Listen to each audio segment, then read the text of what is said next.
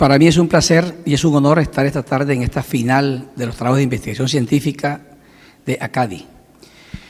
Nuestro trabajo es efectos de la erradicación de Helicobacter pylori en la desmetilación del CDH1 y CDKN2A. El grupo de investigadores es mi persona y 3 personas que son PhD en ciencias y un matemático estadístico que está al final. Quiero agradecer públicamente a este grupo de investigadores, sin los cuales no sería posible llevar a cabo este tipo de investigaciones. El Helicobacter pylori desde el 94 y el 2009 fue ratificado como un carcinógeno tipo 1. Tiene un riesgo atribuible para cáncer de 85 a 90% y significa que de 1.170.000 casos en el mundo, 90% de ellos son por H. pylori. Sin embargo, solamente 1 a 3% hacen cáncer. Esta es la hipótesis que se ha inferido de cómo H. pylori produce cáncer. La mucosa normal, por efecto de esta bacteria que produce una inflamación constante, persistente y durante décadas, finalmente aparece cáncer en 1 a 3%, pero significa eso que es una causa necesaria pero no suficiente. Se requieren otros factores, como la microbiota, la respuesta inmune, antecedentes genéticos y epigenéticos del individuo, así como también fumar, verduras, obesidad, etc. Y en esta cadena de eventos inflamatorios se ha encontrado que unos genes pueden tener cambios epigenéticos, específicamente metilación. Y los genes más implicados en la carcinogénesis son el gene de la E-cadherina y un gene que codifica la proteína P16 que se llama el gene CDKN2A.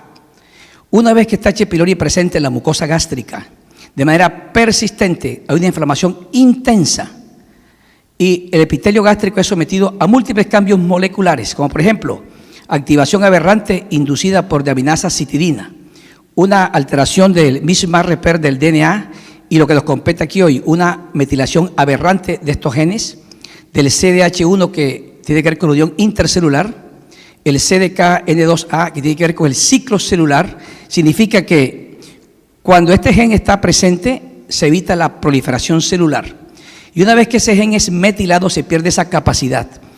Con base en este interés nuestro de esta investigación, antes de empezar nuestro experimento, hicimos una revisión sistemática de la literatura y nuestro grupo estudió qué pasaba con estos genes a nivel mundial.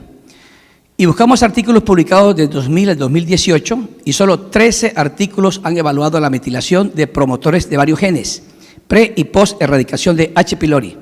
Pero solo 7 evaluaron la metilación del CDH1 y el CDKN. Y de ellos solo 1 utilizó la técnica cuantitativa, una técnica muy exacta pero muy difícil de implementar. Y todos estos estudios fueron hechos en Japón. Estos son los estudios. Con base en este antecedente y que no existía trabajos similares en Occidente, decidimos nosotros evaluar qué pasaba en este país. Usted puede ver, por ejemplo, que el CDK, que está a la derecha, se está metilado en los pacientes con cáncer. Y los estudios son muy poquitos, son pocos estudios, 10 pacientes con gastritis, 81 pacientes seguidos 6 semanas, 28 con H. pylori 12 meses, es decir, muy pocos pacientes y muy poco seguimiento. Entonces, el objetivo general de este estudio fue específicamente determinar si la erradicación de H. pylori revierte o disminuye la metilación del CDH1 y el P16, que es la proteína, es muy largo el nombre, voy a decirlo así, P16, en pacientes colombianos. Los objetivos específicos era determinar el porcentaje de metilación del promotor de estos genes y se hizo en pacientes que fueron seguidos después de erradicar H. pylori. Es un estudio de cohorte prospectivo en individuos tratados exitosamente para H. pylori entre 2010 y 2015 y fueron seguidos de 2014 a 2017. Fueron individuos adultos mayores de 18 años atendidos en la clínica Fundadores. Se incluyeron aquellos pacientes después que se verificó de manera exhaustiva que estaba erradicado H. pylori por antígenos fecales. Si la prueba con antígenos fecales era negativa, a todos se llevó a histología y se verificó adicionalmente por PCR de H. pylori para estar seguros de que no tenían H. pylori. Se incluyeron si había información completa de los resultados de cada intervención previa, que tuvieran en el laboratorio almacenadas muestras de biopsia para ser seguidos en el futuro. Y obviamente el consentimiento informado. Este estudio fue aprobado por el Comité de Ética de las instituciones participantes. Criterios de exclusión: mujeres embarazadas, cirugías gastrointestinales superiores, cáncer y que no se pudiera garantizar el seguimiento. La técnica para buscar las alteraciones moleculares fue hecha por microbiólogos expertos utilizando PCR en tiempo real. Y esta gente demoró mucho tiempo estandarizando la técnica y finalmente se estudiaron las alteraciones. Y las pruebas utilizadas son pruebas no paramétricas porque estos datos no siguieron la distribución normal. Y se usaron las pruebas matemáticas que se usan en pruebas no paramétricas. Y la metilación se evaluó de 4 formas distintas. La significancia estadística fue cuando antes y después la diferencia fuera menor de 0.5%.